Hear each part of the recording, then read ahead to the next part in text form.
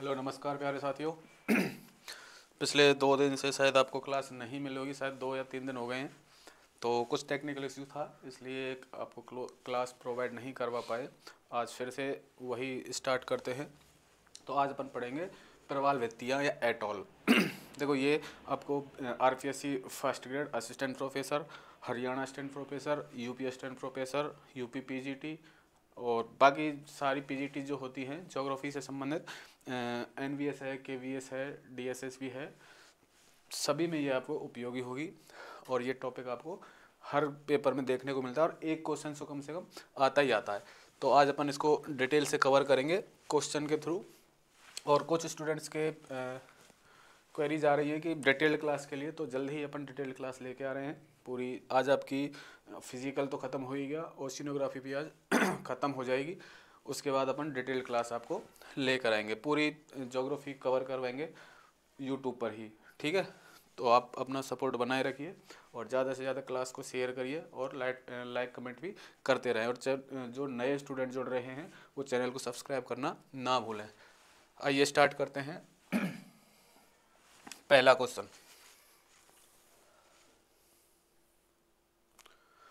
Question, है coral reef.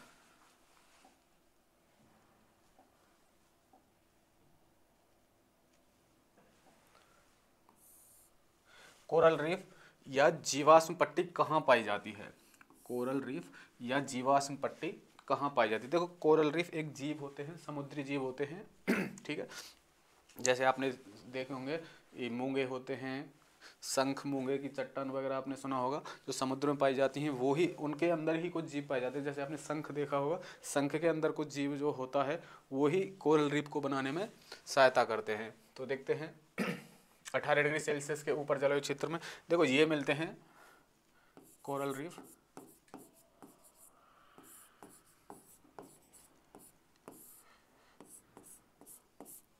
पच्चीस degree north से 25 डिग्री साउथ के बीच, यानी 25 डिग्री उत्तरी अक्षांश से 25 डिग्री दक्षिणी अक्षांश के बीच ये देखने को मिलते हैं। इनका जो होता है, इनको टेम्परेचर की अगर बात करें, कितना तापमान इनके लिए सहनीय होता है, तो 20 से 21 डिग्री सेंटीग्रेड तापमान में ये जीवित रहते हैं, ठीक है। और लवणता की यदि बात करें, यानी समुद्री जल की जो लवणता होती है वो होनी चाहिए 28 से 30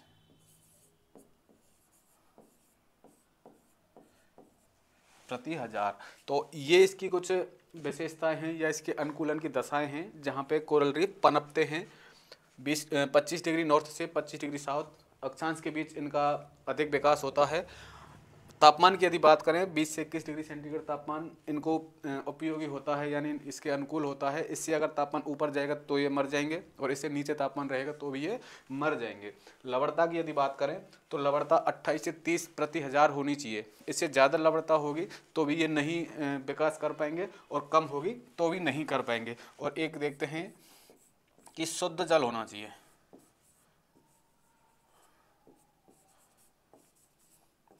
शुद्ध जल होना चाहिए, क्योंकि अशुद्धियाँ यदि आएंगी समुद्र में और इनके जो मुख होते हैं वो भर जाते हैं अशुद्धियों से, तो ये विकास नहीं कर पाते हैं। तो ये कुछ इसकी जहाँ पे पनपते हैं उस क्षेत्र की विशेषता है कि इन क्षेत्रों में ही प्रवाल या प्रवाल वित्तियों का विकास होता है। अब देखते हैं आपको ऑप्शन। पहला है 18 डिग्री सेल्सियस के ऊपर जलवायु क्षेत्र में, 18 डिग्री सेल्सियस से ऊपर, ठीक है। तो देखो 18 से 21 या 20 से 21 है। 18 से ऊपर मैंने आपको बताया कि 21 डिग्री जो टेम्परेचर की समताप रेखा है उसके आसपास ये पनपते हैं। 21 डिग्री जो 21 डिग्री टेम्परेचर की समताप रेखा है, 21 डिग्री समताप रेखा, इसके आसपास ये पनपते हैं। तो यदि 18 डिग्री या 21 डिग्री से ऊपर जाएंगे तो ये इनका विकास नहीं हो पाता है। तो ऊपर की बात ये कर रहा है तो ये इस क्षेत्र में नहीं पाएंगे। कर्क एवं मकर रेखा के बीच तटीय क्षेत्रों में, कर्क एवं मकर रेखा भी देखो, कर्क रेखा की यदि बात करें 23 डिग्री उत्तरी अक्षांश रेखा को अपन 23.5 डिग्री उत्तरी अक्षांश रेखा को कर्क रेखा कहते हैं और 23.5 डिग्री दक्षिणी अक्षांश रेखा को अपन मकर रेखा कहते हैं। मैंने आपको बताया 25 डिग्री नॉर्थ से 25 डिग्री साउथ, और बात कर रहा है 23.5 से 23.5 नॉर्थ से साउथ। तो ये कहीं तक सही है, कर्क रेखा और मकर रेखा के बीच तटीय क्षेत्रों में ही इनका विकास होता है। ऑप्शन बी आपका राइट आंसर है। आगे भी देख लेते हैं। सी बोल रहा है महाद्वीपों एवं द्वीपों के पूर्वी व पश्चिमी दोनों तटों पर। तो देखो महाद्वीपों और द्वीपों के पूर्वी पश्चिमी दोनों तटों पर इसका विकास नहीं होता है, क्योंकि मैंने आपको जब जलधाराओं के बारे में बताया था, तो जलधाराएं देखो महाद्वीपों के पूर्वी तटों पर, महाद्वीपों के पूर्वी तटों पर गर्म जलधाराएं होती हैं और महाद्वीपों के पश्चिमी तटों पर ठंडी जलधाराएं होती हैं। तो इनके हिसाब से जैसे ठंडी जलधारा है तो तापमान कम होगा, कम तापमान होगा तो इनका विकास नहीं होगा, इसलिए ये दोनों तटों पर नहीं पाई जाती हैं। उसके बाद है ठंडे समुद्री तटों पर, तो वही बात है, ठंडे समुद्री तटों पर भी ये नहीं पाई जाती हैं, क्योंकि इनका तापमान कितना होना चाहिए, 18 से 20 या 21 डिग्री सेंटीग्रेड तक होना चाहिए। तो ऑप्शन बी हो जाएगा आपका राइट आंसर। अगला है ग्रेट बैरियर रीफ है। ग्रेट बैरियर रीफ देखो ऑस्ट्रेलिया के, जैसे ये आपका ऑस्ट्रेलिया है, ठीक है, और यहाँ पे ये न्यूजीलैंड वगैरह हैं आपके, ऑस्ट्रेलिया।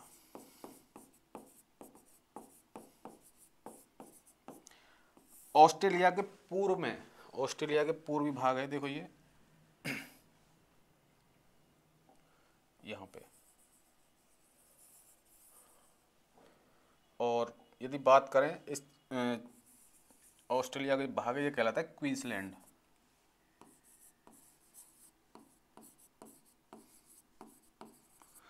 क्वींसलैंड के पूर्वी भाग में ये ग्रेट बैरियर रीफ आपको देखने को मिलेगी। इसकी लंबाई की यदि बात करें तो लगभग 2300 किलोमीटर में फैली हुई है, ठीक है। और यदि देखते हैं यहाँ पे है आपका 10 डिग्री दक्षिणी अक्षांश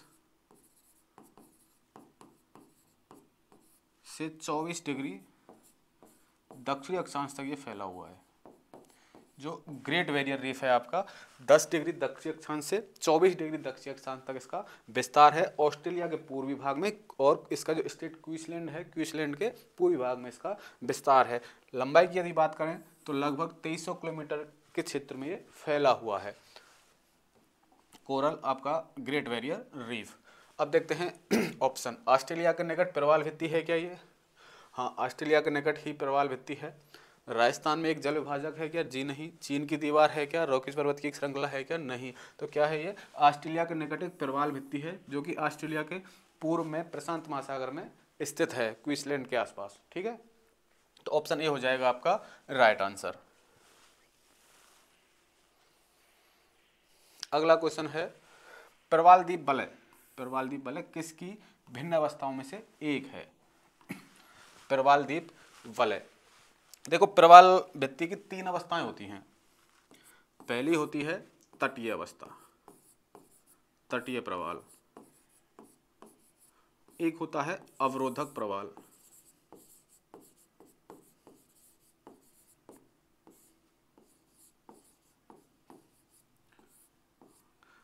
अवरोधक प्रवाल, और एक होता है एटॉल।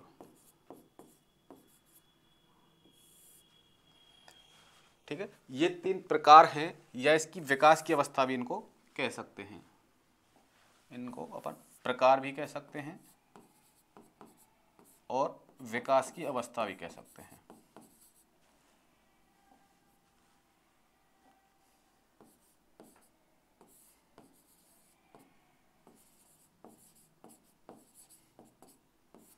ठीक है, सबसे पहले तटीय प्रवाल भित्तियों का विकास होता है। तटीय प्रवाल भित्तियां जो होती हैं वो स्थल भाग के आसपास समुद्री क्षेत्र में विकसित होती हैं। जैसे ये कोई स्थल भाग है और इसके आसपास जो विकसित होंगी ये कहलाती हैं तटीय प्रवाल भित्ति। इसके बाद जब ये इनका अधिक विकास हो जाता है, जब तटीय प्रवाल का अधिक विकास हो जाएगा तो ये अवरोधक बन जाएंगी, तो ये कहलाएंगी अवरोधक प्रवाल भित्ति। और जब ये इनका और विकास हो जाएगा, जब ये वलयाकार या घोड़े की नाल के समान, वलयाकार या घोड़े की नाल के समान।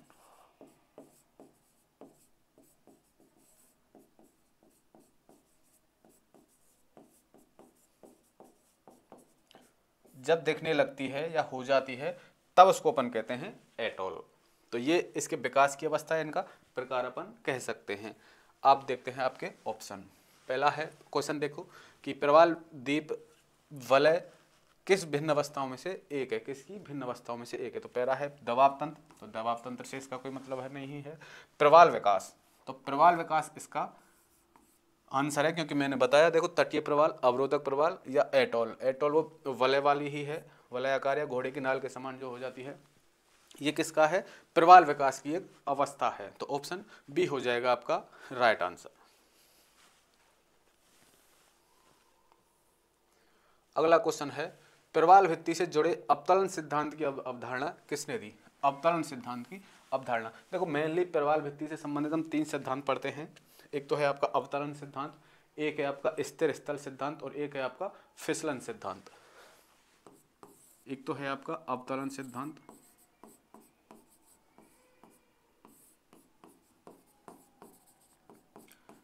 एक है आपका स्थिर स्थल सिद्धांत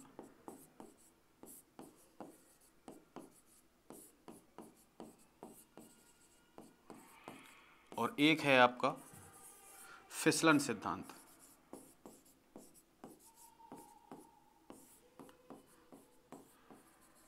और भी सिद्धांत मिलते हैं लेकिन मेनली अपन ये पढ़ते हैं, ठीक है। इनके बारे में अपन डिटेल से भी चर्चा करेंगे जब अपन डिटेल्ड क्लास करेंगे। तो अवतरण सिद्धांत दिया था आपका डार्विन ने। और स्थिर स्थल सिद्धांत की यदि बात करें तो ये था मरे का, जॉन मरे।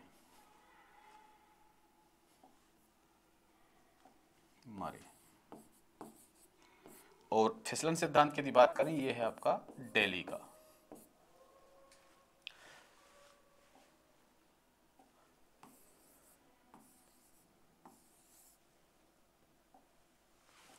तो बात कर रहा है प्रवाल भित्ति से जुड़े अवतरण सिद्धांत की अवधारणा किसने दी थी। तो मैंने आपको तीनों सिद्धांत बता दिए हैं। अवतरण सिद्धांत की अवधारणा किसने दी थी, डार्विन ने।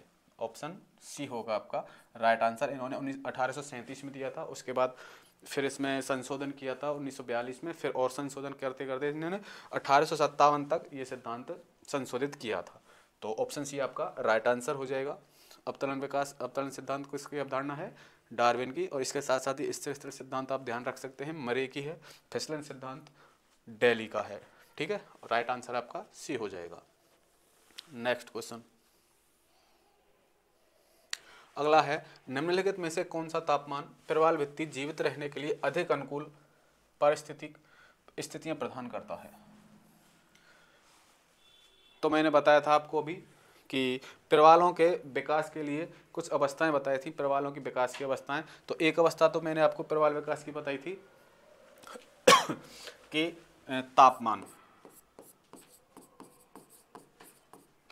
तापमान 18 से 20 डिग्री सेंटीग्रेड तक होना चाहिए, ठीक है।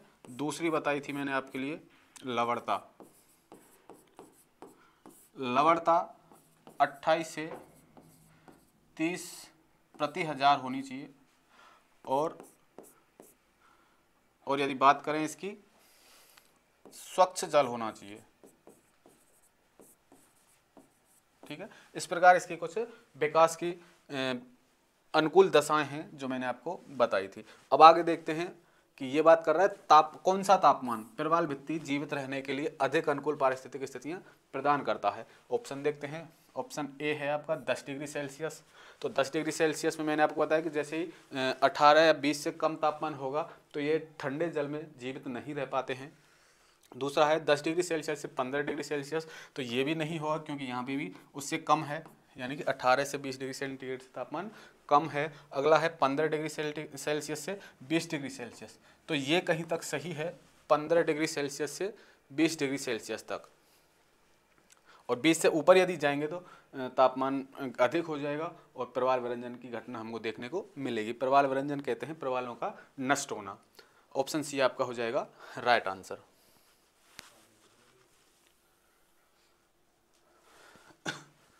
अगला क्वेश्चन है, निम्नलिखित में से कौन से समुद्री पारिस्थितिक तंत्र में सर्वाधिक प्राथमिक उत्पाद, निम्नलिखित में से कौन से समुद्री पारिस्थितिक तंत्र में सर्वाधिक प्राथमिक उत्पादन होता है। देखो ये एक प्रकार से वर्षा वन ही होते हैं, जिस प्रकार से आप हम पढ़ते हैं उष्णकटिबंधीय वर्षा वन या भूमध्यरेखीय वन हम पढ़ते हैं जिनकी कार्बन उत्सर्जन क्षमता सबसे अधिक होती है, उसी प्रकार से ये भी वही काम करते हैं समुद्र में। तो समुद्र भी एक प्रकार से हम उनको कार्बन सिंक बोलते हैं समुद्रों को भी। तो देखते हैं निम्नलिखित में से कौन से समुद्री पारिस्थितिक तंत्र में सर्वाधिक प्राथमिक उत्पाद, यानी समुद्र की बात कर रहा है। यानी अगर धरातल की बात करें तो भूमध्यरेखीय वन जो होते हैं, और समुद्रों की यदि बात करें तो वहां पे शैवाल या प्रवाल भित्ति होती हैं आपकी।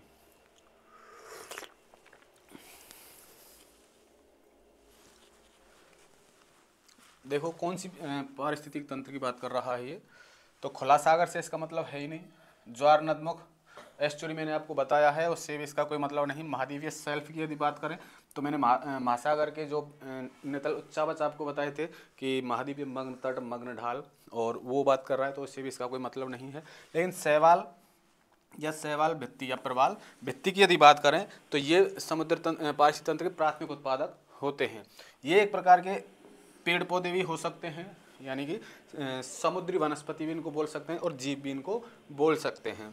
तो ऑप्शन डी आपका राइट आंसर हो जाएगा, शैवाल, तल और भित्ति। अगला क्वेश्चन है,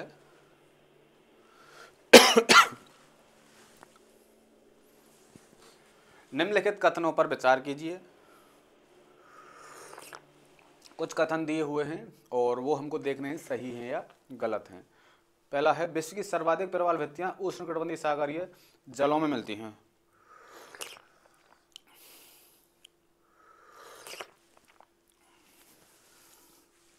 तो मैंने आपको बताया था प्रवाल भित्तियों के बारे में, उनका क्षेत्र 25 डिग्री उत्तरी अक्षांश से 25 डिग्री दक्षिणी अक्षांश तक होती हैं, और वही क्षेत्र तकरीबन होता है आपका उष्णकटिबंधीय क्षेत्र। तो उष्णकटिबंधीय जलों में मिलती हैं, तो ये आपका सही हो जाएगा। अगला है, विश्व की 1/3 से अधिक प्रवाल भित्तियां ऑस्ट्रेलिया, इंडोनेशिया और फिलीपींस में देखने को मिलती हैं। तो देखो अभी अपन ने बात की थी ग्रेट बैरियर रीफ की, तो वो ऑस्ट्रेलिया के पास में ही है। और ऑस्ट्रेलिया की अगर बात करें तो ऑस्ट्रेलिया के आसपास कुल प्रवालों का लगभग 19% देखने को मिलता है। कुल प्रवालों का 19% देखने को मिलता है। और इंडोनेशिया के आसपास के कुछ द्वीप हैं वो प्रवालों के ही बने हुए हैं, तो इंडोनेशिया के आसपास भी लगभग 17%, विश्व के 17% प्रवाल देखने को मिलते हैं इंडोनेशिया के आसपास। ऐसे ही फिलीपींस के आसपास। तो तीनों की अगर बात करें 19% और 17%, इस प्रकार से प्रवाल देखने को मिलते हैं। तो ये भी 1/3 से अधिक प्रवाल रखते हैं ऑस्ट्रेलिया, इंडोनेशिया और फिलीपींस।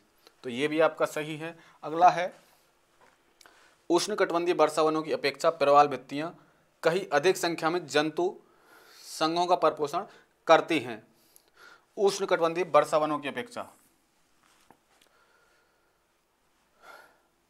अधिक संख्या में, देखो अगर प्रवाल भित्तियों की बात करें, वर्तमान में लगभग 10 लाख प्रकार के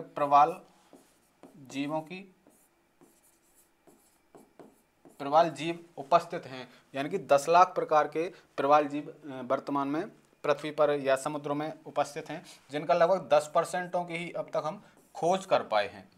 10% की अपन खोज कर पाए हैं।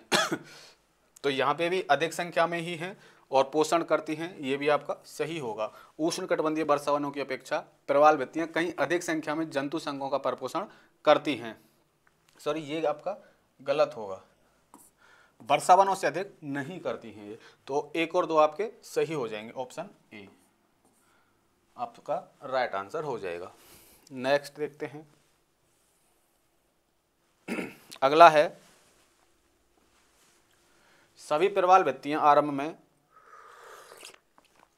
किसी द्वीप के निकट उपांत भित्तियां थीं। यह किस सिद्धांत में दर्शाया गया है?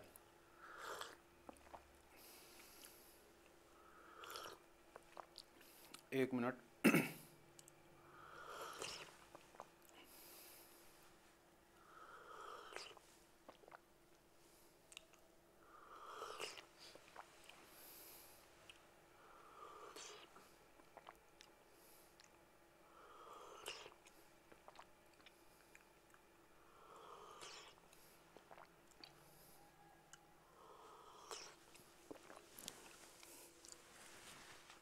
अगला क्वेश्चन है सभी प्रवाल वृत्तियां आरंभ में किसी द्वीप के निकट उपांत वृत्तियां थी, यह सिद्धांत किसने दिया है? देखो मैंने 3 प्रकार के सिद्धांत बताए आपको, 3 सिद्धांत बताए मूलतः, एक डार्विन का, एक मरे का और एक डेली का। तो डार्विन जी ने सबसे पहले दिया था अवतरण सिद्धांत। जैसे ये आपका समुद्री तट है, समुद्री जल की सतह, समुद्र तल उसको बोल सकते हैं, और इस तल के नीचे जैसे कोई द्वीप है, इस तरह से कोई द्वीप है,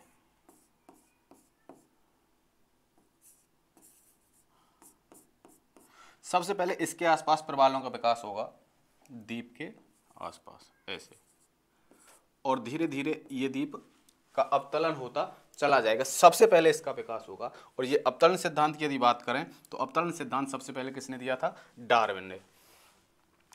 ऑप्शन देखते हैं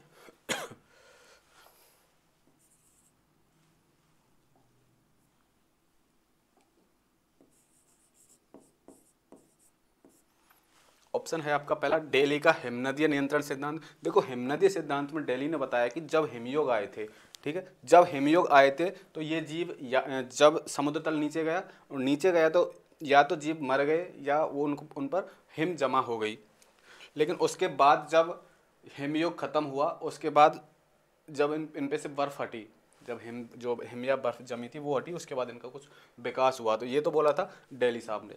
उसके बाद दिल्ली का हिमनदीय नियंत्रण सिद्धांत और सब्सट्रैक्शन सिद्धांत, ये इसका है ही नहीं दिल्ली का। अगला है डार्विन का हिमनदीय नियंत्रण सिद्धांत। तो हिमनदीय नियंत्रण सिद्धांत तो किसका है? दिल्ली का, तो इससे भी इसका कोई मतलब नहीं है। डार्विन का सबसिडेंस सिद्धांत यानी कि अवतरण सिद्धांत की यदि बात करें तो ये है इसका राइट आंसर, जो कि मैंने अभी आपको बताया है किस प्रकार अवतरण होता है समुद्री जल में द्वीपों का, उन पर प्रवालों का विकास होता है, धीरे धीरे वो विकास करते हैं। उसके बाद सबसे पहले बनते हैं आपके प्रवाल या प्रवाल भित्तियाँ, फिर उनके बाद बनती है अवरोधक, पहले तटीय भित्तियाँ, फिर अवरोधक और फिर एटॉल, इस प्रकार इनका विकास होता है। तो ऑप्शन डी होगा आपका राइट आंसर। नेक्स्ट क्वेश्चन, वह प्रवाल भित्ति जो सामान्यतः समुद्र तट से उस हिस्से में पाई जाती है जहां कोई छिछला जलमार्ग या लेगून मिलती है, यानी कि इनमें से कौन सी भित्ति है? 3 प्रकार की भित्ति बताई थी मैंने आपको, तटीय, अवरोधक और एटॉल। इसमें है देखो रोधिका भित्ति, ये छिछले जलमार्ग में होती है कि रोधिका भित्ति। अगला है स्तबक भित्ति, रेवन भित्ति या तटीय प्रवाल भित्ति। देखो इसके लिए छिछला जल भी इसकी उसमें होता है, अनुकूलीय स्थितियों में, प्रवाल की जो अनुकूलीय स्थिति होती हैं उसमें छिछला जल भी इसके लिए आवश्यक होता है, यानी अगर छिछला जल है तो वहाँ पे प्रवालों का विकास होगा। तो इसकी गहराई की यदि बात करें तो 60 से 70 फीट गहराई पर इनका विकास होता है। तो यहाँ पे आपका जो रोधिका भित्ति है, स्तबक भित्ति है, रेवन भित्ति है और तटीय प्रवाल है। तो जो छिछला जलमार्ग होता है वो तट के आसपास ही आपको देखने को मिलेगा, इसलिए इसका आंसर होगा ऑप्शन डी। तटीय प्रवाल भित्ति जो होती है वो सामान्यतः समुद्र तट के छिछले हिस्से में पाई जाती है। ऑप्शन डी हो जाएगा आपका राइट आंसर। अगला है प्रवाल भित्ति से संबंधित निमज्जन सिद्धांत किसने प्रतिपादित किया? तो निमज्जन सिद्धांत के बारे में मैंने आपको बताया ही है, किसने दिया था? डार्विन ने। प्रवाल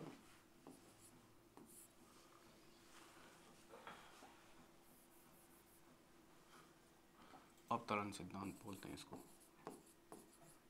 अवतरण या निमज्जन सिद्धांत भी बोलते हैं। और डेली ने दिया था आपका कौन सा? फिसलन सिद्धांत, जो कि हिमयोग से संबंधित है। ठीक है, तो हमसे बात कर रहा है निमज्जन की, इसको ही अवतरण को ही हम निमज्जन भी कहते हैं। तो निमज्जन या अवतरण सिद्धांत किसने दिया था? डार्विन ने। तो ऑप्शन बी होगा आपका राइट आंसर। ये डेविस और डाना, ये इनका संबंध है आपके फिजिकल यानी जियोमॉर्फोलॉजी से, वो हम आप डिस्कस भी कर चुके हैं, और आगे जब डिटेल पढ़ेंगे तो इनको डिटेल से डिस्कस करेंगे। अगला है प्रवाल भित्तियों से बने हुए प्रवाल को कहते हैं, प्रवाल भित्तियों से बने हुए प्रवाल को कहते हैं। पहला है हर्माटाइपिक। देखो ये हर्माटाइपिक जो है, हर्माटाइप ये एक प्रवाल का ही प्रकार है।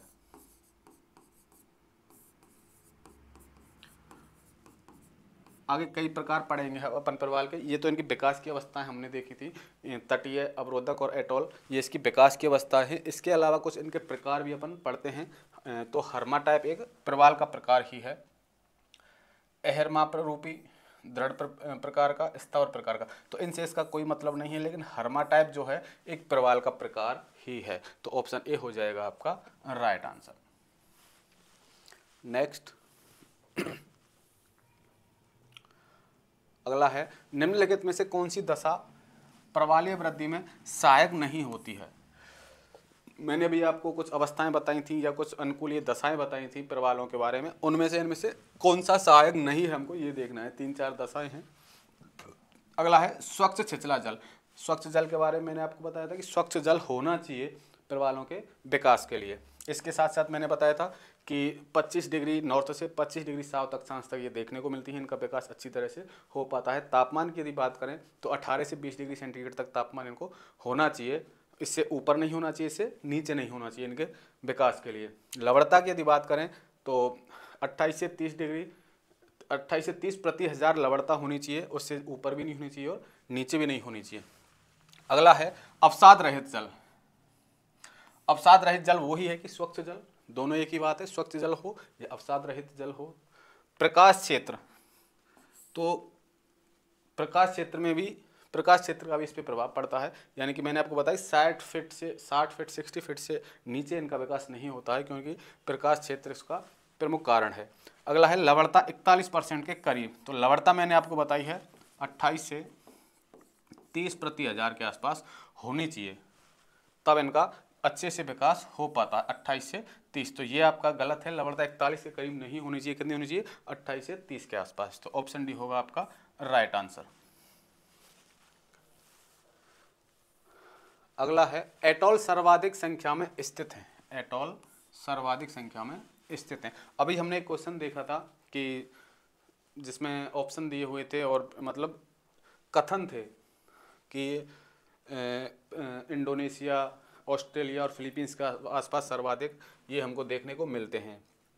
तो ऑस्ट्रेलिया का पूर्वी भाग यदि बात करें, ऑस्ट्रेलिया के पूर्वी भाग में ग्रेट बैरियर रीफ हमको देखने को मिलती है। तो ग्रेट बैरियर रीफ प्रशांत महासागर में स्थित है, ठीक है। ऐसे फिलीपींस की यदि बात करें तो फिलीपींस भी प्रशांत महासागर में ही स्थित है। तो ज़्यादातर प्रवाल जो हैं, सर्वाधिक प्रवाल आपको प्रशांत महासागर में देखने को मिलते हैं। ऑप्शन में देखते हैं प्रशांत महासागर, ऑप्शन डी है। बात कर रहा है सीधा सर्वाधिक की बात कर रहा है, तो सर्वाधिक कहाँ पे देखने को मिलते हैं?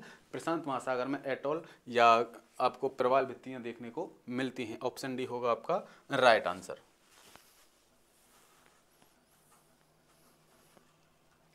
अगला है निम्नलिखित कथनों का परीक्षण कीजिए तथा सही उत्तर का चयन नीचे दिए कोड के आधार पर कीजिए। यानी कि चार कथन दिए हुए हैं, इनमें से कौन से सही हैं और गलत हैं ये हमको देखना है।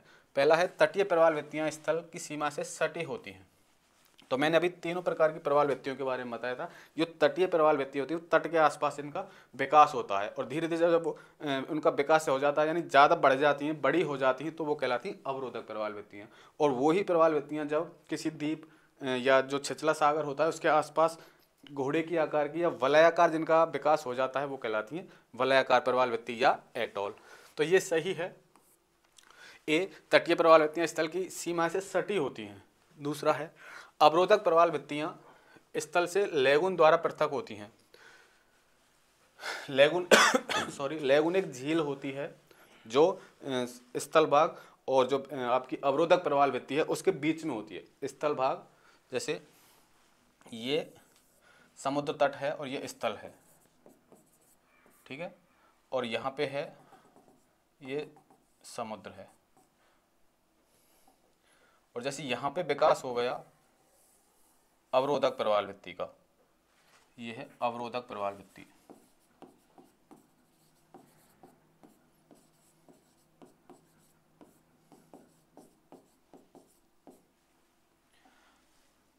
अब देखो इसके बीच की जो जगह है अवरोधक प्रवाल भित्ति और स्थल भाग के बीच की जो जगह है, यहाँ पे जो इसको अपन लैगून कहते हैं,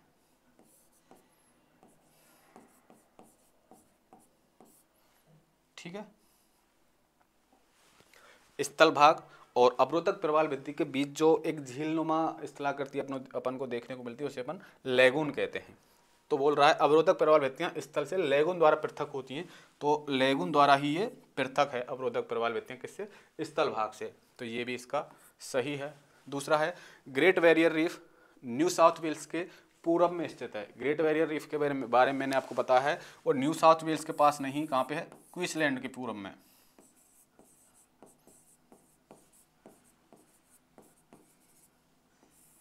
क्वींसलैंड के पूर्व में, ठीक है। तो ये इसका गलत है, सी इसका गलत है। ए और बी सही है लेकिन सी गलत है। अगला देखते हैं। एटॉल एक मुद्रिका आकार का द्वीप होता है। मुद्रिका यानी कि अपन रिंग बोल सकते हैं इस प्रकार से। इसको अपन घोड़े के आकार का भी बोल सकते हैं और वलय आकार भी बोल सकते हैं। तो ये भी इसका सही है। यानी जो एटॉल होता है एक मुद्रिका के आकार का द्वीप होता है, यानी किसी द्वीप के आसपास प्रवाल का इस तरह विकास होता है कि वो गोलाकार होती है, वलयाकार होती है। तो ये भी इसका सही है। तो ए सही है, बी सही है और डी सही है, सी गलत है। देखते हैं ऑप्शन में, ए बी सी सही है, ए बी डी सही, तो सी गलत है, ए बी डी सही है। ऑप्शन बी हो जाएगा आपका राइट आंसर। अगला है अरब सागर में स्थित द्वीपों यानी भारतीय की सबसे महत्वपूर्ण विशेषता क्या है? इंडिया की बात, भारतीय जो अरब महासागर इसकी बात कर रहे हैं, यानी कि इंडिया के नीचे देखो ये जो पार्ट है ये है आपका बंगाल की खाड़ी,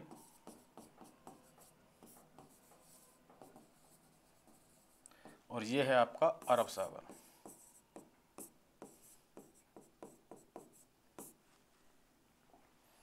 देखो यहाँ पे कुछ द्वीप पाए जाते हैं, इसको अपन कहते हैं अंडमान द्वीप समूह।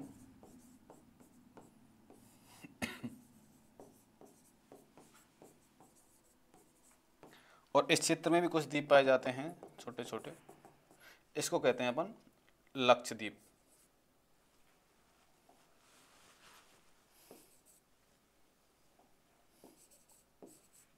लक्षद्वीप,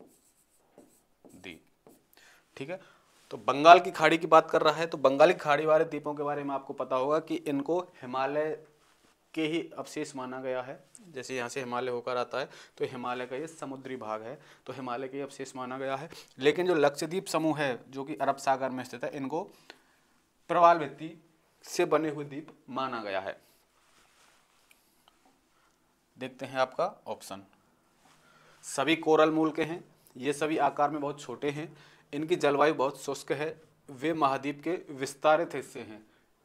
तो वो कोरल मूल के हैं, यानी कि प्रवाल द्वारा ये बने हुए हैं। तो ऑप्शन ए होगा आपका राइट आंसर, यानी कि अरब सागर वाले जो द्वीप हैं भारत के वो कोरल द्वारा बने हुए हैं। ऑप्शन ए हो जाएगा आपका राइट आंसर। अगला है भारतीय प्रवाल शैलों का अनुमानित क्षेत्र कितना है? यानी कि भारत में जो प्रवाल द्वीप जो पाए जाते हैं या प्रवाल भित्तियां पाई जाती हैं उनका अनुमानित क्षेत्र कितना है? इसकी यदि बात करें 2383.87 वर्ग किलोमीटर में है ये। तो 2383 ये है ऑप्शन डी। इतने क्षेत्रफल में भारत में प्रवाल भित्तियां फैली हुई हैं, ठीक है। 2383.87 ये आपको ध्यान रखना है। अगला है किसी गहरे लैगून द्वारा मुख्य भूमि अथवा अंतर्देशीय तट से अलग थलग की गई शैल भित्ति निम्नलिखित में से क्या कहलाती है? किसी गहरे, ये भी अपने क्वेश्चन देखा था अभी कि स्थल भाग से जो प्रवाल भित्ति अलग की हुई होती है उसको अपन लैगून कहते हैं। मैंने अभी आपको डायग्राम बना के भी समझाया था कि स्थल भाग और रोधिका जो प्रवाल भित्ति उसके बीच में लैगून होता है। तो लैगून द्वारा जो पृथक होती है उसे कहते हैं अपन रोधिका प्रवाल भित्ति। इसमें ये वही कह रहा है कि गहरे लैगून द्वारा मुख्य भूमि अथवा अंतर्देशीय तट यानी कि समुद्र तट से अलग थलग की गई शैल भित्ति क्या कहलाती है? तो वही रोधिका प्रवाल भित्ति कहलाती है। अभी लास्ट क्वेश्चन में ही हमने डिस्कस किया है, लैगून द्वारा जो अलग होती है स्थल भाग से उसे कहते हैं अपन रोधिका प्रवाल भित्ति। ऑप्शन सी होगा आपका राइट आंसर। अगला है 1900 किमी लंबा ग्रेट बैरियर रीफ। देखो 1900 किमी लंबा है, मैंने आपको भी बताया था 2300 किमी लंबा। जो मुख्य प्रवाल भित्ति है वो 1900 किलोमीटर लंबी है, लेकिन उसके कुछ द्वीप समूह वगैरह हैं पास में छोटे छोटे, उनको कुल मिलाकर होता है ये 2300 किलोमीटर। देखते हैं क्वेश्चन कि 1900 किलोमीटर लंबा ग्रेट बैरियर रीफ जो विश्व में प्रवाल का सबसे बड़ा आवास है कहाँ स्थित है। तो मैंने अभी आपको बताया है कि ऑस्ट्रेलिया के पूर्वी भाग में, ऑस्ट्रेलिया महाद्वीप के पूर्वी भाग में प्रशांत महासागर में ये ग्रेट बैरियर रीफ भित्ति देखने को हमको मिलती है, जिसकी 2300 या 1900 किलोमीटर लंबाई है और 10 डिग्री दक्षिण अक्षांश से 24 डिग्री दक्षिण अक्षांश तक ये फैली हुई है, जो कि मैंने आपको पिछले क्वेश्चन में ये सारी चीज़ें डिस्कस की हैं। देखते हैं सबसे बड़ा आवास कहाँ है, क्वींसलैंड तट के पूर्व में।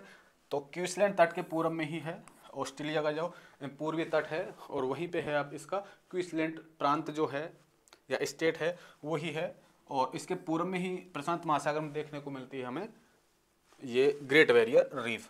तो ऑप्शन ए ही होगा आपका राइट आंसर। आगे पापुआ न्यू गिनी तट के पूर्व में है, पश्चिमी ऑस्ट्रेलिया के पश्चिमी तट पर है, न्यूजीलैंड के पश्चिमी तट पर है, तो ये नहीं है, क्वींसलैंड के पूर्वी तट इसका राइट आंसर है। अगला है निम्नांकित में से कौन सा सिद्धांत प्रवाल भित्ति सिद्धांत का प्रवाल भित्ति तथा एटॉल की उत्पत्ति की व्याख्या नहीं करता है। तो मैंने मुख्यतः आपको 3 सिद्धांत बताए थे अभी। पहला था अवतलन या निमज्जन सिद्धांत, दूसरा था डेली का फिसलन सिद्धांत, और तीसरा था मरे का स्थिर स्थल सिद्धांत। इनके अलावा जो कोई है वो आपका इसमें से गलत है, यानी ये तीनों दिए हुए हैं तो सही है, इसके अलावा गलत है। तो पहला है महाद्वीपीय फिसलन सिद्धांत। तो महाद्वीपीय फिसलन सिद्धांत की यदि बात करें तो ये संबंधित है प्लेट टेक्टोनिक से, ठीक है। अगला है महाद्वीपीय प्रवाह सिद्धांत, ये भी वही मतलब है इसका, और प्रत्यास्थ पुनश्चलित सिद्धांत। तो ये तीनों जो सिद्धांत हैं ये महाद्वीप या महासागर निर्माण से संबंधित हैं,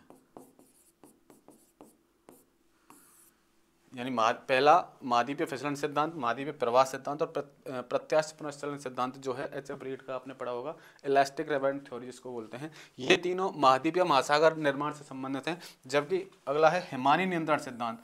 हिमानी नियंत्रण सिद्धांत दिल्ली ने दिया है और किससे संबंधित है, प्रवाल भित्तियों के विकास से संबंधित है, उत्पत्ति से संबंधित है। तो ऑप्शन डी होगा आपका राइट आंसर। कौन सा सिद्धांत प्रवाल भित्ति तथा एटॉल की उत्पत्ति की व्याख्या करता है, तो हिमानी नियंत्रण सिद्धांत, जिसकी व्याख्या किसने की थी, दिल्ली महोदय ने। ऑप्शन डी होगा आपका राइट आंसर। अगला है प्रवाल विरंजन परिणाम है। देखो प्रवाल विरंजन प्रवाल द्वीपों का या प्रवाल जीवों का विनाश, जो प्रवाल जीव हैं यदि उनका विनाश होता है या ये मृत हो जाते हैं या मर जाते हैं, मृत हो जाते हैं, उसे ही कहते हैं अपन प्रवाल विरंजन। मैंने जो आपको दशाएं बताई थी, जो तापमान बताया था 18 से 20 डिग्री, जो लवणता जो बताई थी 28 से 30 प्रति हजार, उसमें यदि ऊपर नीचे कुछ होगा तो प्रवाल विरंजन होगा, यानी कि ये प्रवाल सफ़ेद पड़ जाते हैं।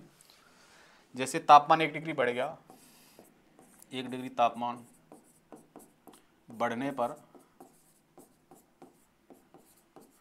प्रवाल सफ़ेद पड़ जाते हैं, सफ़ेद हो जाते हैं, और प्रवाल जब सफ़ेद हो जाएंगे इसी को कहते हैं अपन प्रवाल विरंजन या प्रवालों का विनाश, ठीक है। तो ये परिणाम है किसका है, देखो भूमंडलीय ताप वृद्धि का, भूमंडलीय शीतलन का, रासायनिक प्रदूषण का, ज्वालामुखी उद्भेदन का। तो भूमंडलीय ताप वृद्धि जो है ये इसका प्रमुख कारण है, यानी कि जब तापमान 1 डिग्री सेंटीग्रेड बढ़ जाएगा तो इसमें जो प्रवाल हैं उनका विरंजन होगा। तो ऑप्शन ए हो जाएगा आपका राइट आंसर। नेक्स्ट अगला है सारगेसो सागर प्रख्यात है। तो देखो सारगेसो सागर की यदि बात करें, ये उत्तरी अटलांटिक महासागर में स्थित है।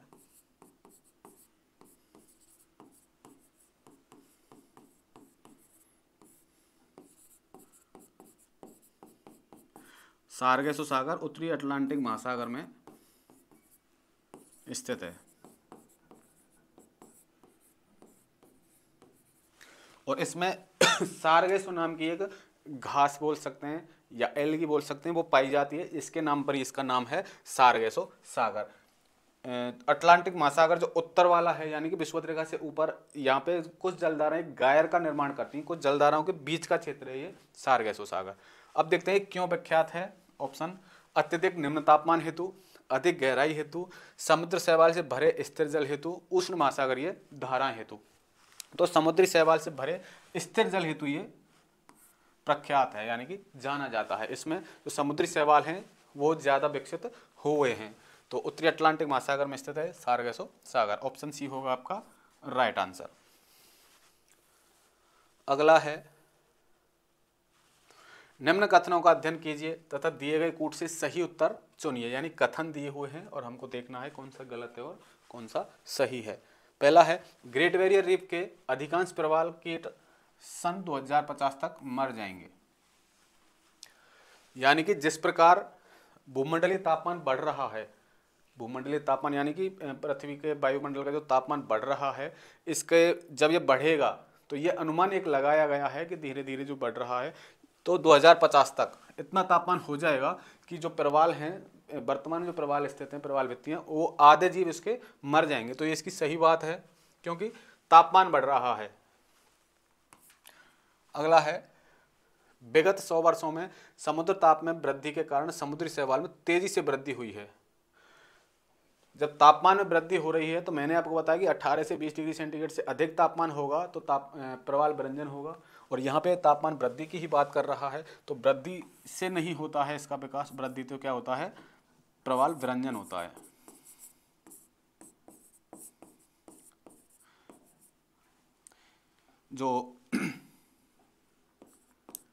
जो तापमान बढ़ रहा है वो प्रवाल विरंजन का कारण है, ना कि प्रवालों की वृद्धि का। तो इसमें पहला सही है और दूसरा गलत है, यानी कि ए सही है और आर गलत है। ऑप्शन देखते हैं, ए तथा आर दोनों सही है तथा आर एक ये नहीं है, ए तथा आर दोनों सही है ये भी नहीं है, ए सही है परंतु आर गलत है। तो ए सही है और आर गलत है। ऑप्शन सी आपका राइट आंसर हो जाएगा। नेक्स्ट, किसका मानना था कि सभी प्रवाल भित्तियां तटीय भित्तियों के रूप में बनी और बाद में निमज्जन के कारण ऊपर आई। तो एक विकास मैंने आपको बताया था कि सबसे पहले तटीय प्रवाल भित्तियां बनती हैं, उसके बाद बनती हैं अवरोधक,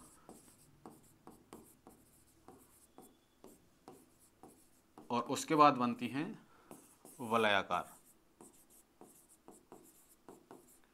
या एटॉल को बोलते हैं। ठीक है, इस प्रकार के विकास में सबसे पहले डार्विन महोदय ने ये हमको बताया था कि सबसे पहले तटीय प्रवालों का विकास होता है, उसके बाद अवरोधक बनती हैं, फिर वलयाकार बनती हैं। किसने बताया था? डार्विन महोदय ने। और इन्होंने दिया था कौन सा? प्रवालों का अवतलन सिद्धांत।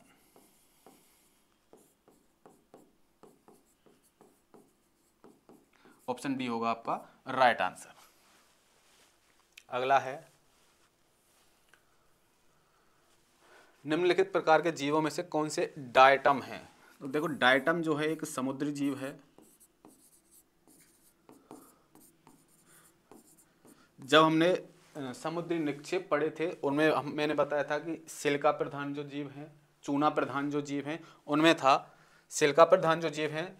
तो डायटम और रेडियोलोरियन मैंने आपको बताया था, तो वही है ये डायटम। तो एक समुद्री जीव है ये। तो इनमें से कौन सा है?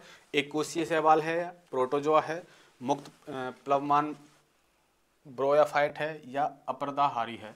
ये देखो, एक कोशिकीय शैवाल है, एक कोश की जीव होता है।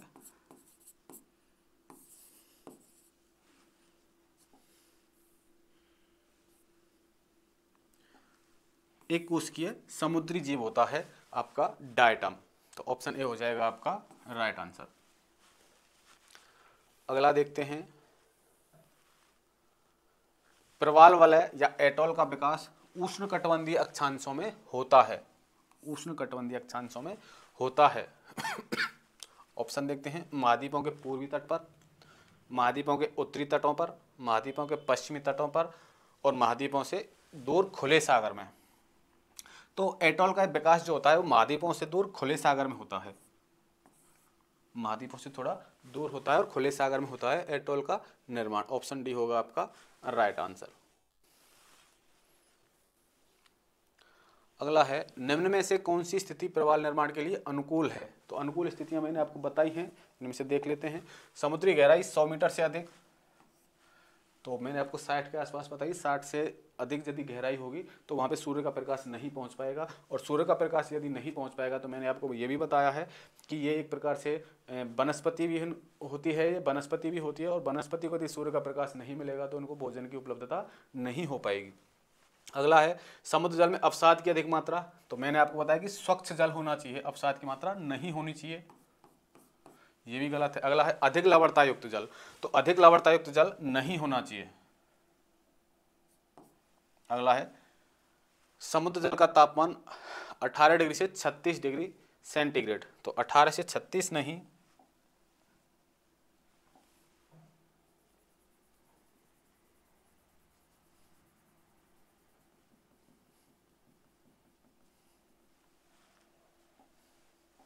अठारह से 20 डिग्री सेंटीग्रेड, क्योंकि ऊपर के जो तीनों हैं वो गलत दिए हुए हैं और ये एक सही है। समुद्री जल का तापमान 18 से 20 डिग्री सेंटीग्रेड होना चाहिए, तो ऑप्शन डी आपका राइट आंसर होगा। ये इसके लिए प्रवाल निर्माण की अनुकूल अवस्थाएं हैं या अनुकूल दशाएं हैं। अगला है, मूंगा भित्तियों के बारे में डार्विन के अतिरिक्त निम्नलिखित वैज्ञानिकों ने भी अनुसंधान किया, तो मैंने 3 बताए थे अभी आपको, डार्विन, जॉन मरे और डेली। तो इनमें से कौन सा है? देखो, डार्विन तो है ही, तो जॉन मरे है, तो जॉन मरे ही होगा। आगे अर्गोंड है, क्रोबर है, मोल्टन है, इनसे इसका कोई मतलब नहीं है। तो जॉन मरे महोदय ने भी इस पे अनुसंधान किए हैं, मूंगा भित्तियों पे या प्रवाल भित्तियों पे, तो ऑप्शन ए होगा आपका राइट आंसर। तो ये थे प्रवाल भित्तियों से संबंधित प्रश्न और कुछ पिछली परीक्षाओं में आए हुए प्रश्न। तो यहाँ पे आपका ओशिनोलॉजी के जो प्रमुख टॉपिक हैं यानी समुद्र विज्ञान के, वो हम खत्म कर चुके हैं, यानी कि उनको अपन डिस्कस कर चुके हैं। अब देखो, एक तो एमपी सेट का एग्जाम हुआ है, एमपी सेट ज्योग्राफी का जो एग्जाम है उसको अपन डिस्कस करेंगे डिटेल से, ठीक है। और उसके बाद फिर अपन डिटेल्ड क्लास लेके आएंगे, यानी कि हर टॉपिक की डिटेल्ड क्लास। तो ठीक है, मिलते हैं आपको अगली क्लास में, तब तक के लिए बने रहिए हमारे साथ और वीडियोज़ को शेयर कीजिए, चैनल को सब्सक्राइब कीजिए और कमेंट भी आप करते रहें। यदि आपकी कोई क्वेरी हो तो कमेंट भी ज़रूर करें। तो मिलते हैं अगली क्लास में, तब तक के लिए थैंक यू।